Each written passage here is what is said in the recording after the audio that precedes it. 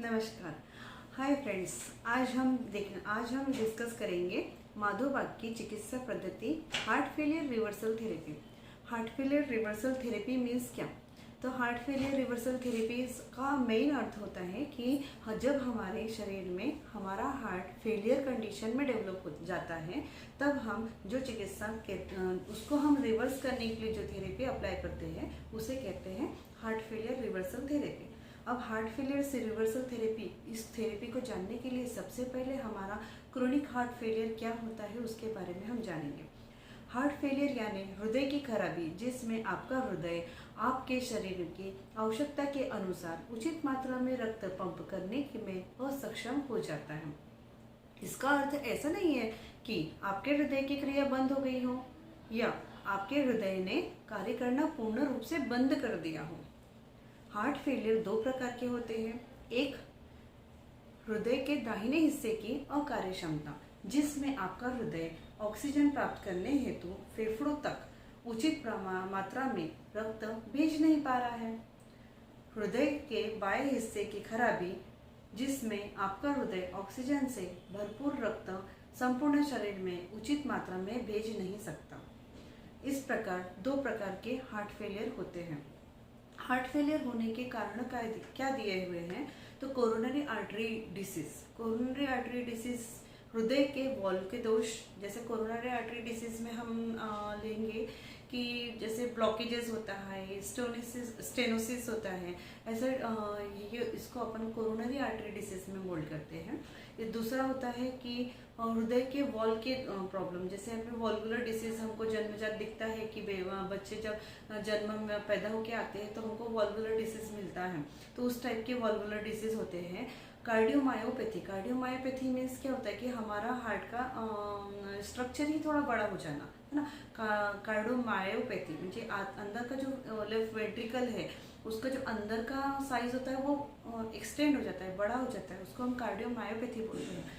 और तीसरा है कि चौथा हार्ट अटैक, उसके बाद पांचवा जन्मजात हृदय रोग, उच्च रक्तदाब, हाई ब्लड प्रेशर, ये सब कारण होते हैं जिसकी वजह से हमारा हार्ट फेलियर में जाता है।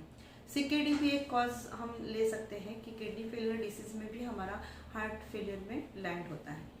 अब इसके लक्षण कैसे मालूम पड़ेंगे, हमको कैसे पता चलेगा कि मेरा हार्ट फेलियर में है या नहीं है? तो उसके लिए कुछ लक्षण हैं, जैसे कि चलते समय दम लगना, बैठे बैठे भी किसी को दम लगता है, वो ग्रेड 4 में चला जाता है।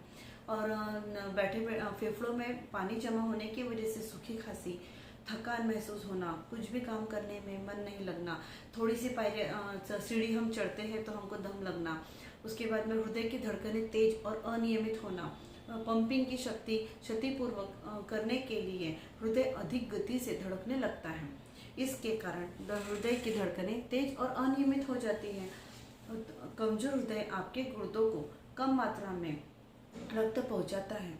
इस कारण प्राय शरीर में पानी की जो अतिरिक्त मात्रा होती है वो मूत्र द्वारा बाहर फेंकी जाना चाहिए, लेकिन वो फेंक नहीं पाती है और वो हमारे शरीर में जमा होते जाती है, और वो पानी हमारे पैरों की ओर और पेट में सूजन के रूप में दिखाई देती है, और आपका वजन भी बढ़ जाता है। इस पानी की वजह से हमारा वजन बढ़ा हुआ मिलता है, तो इसे हम कहते हैं हार्ट फेलियर के लक्षण।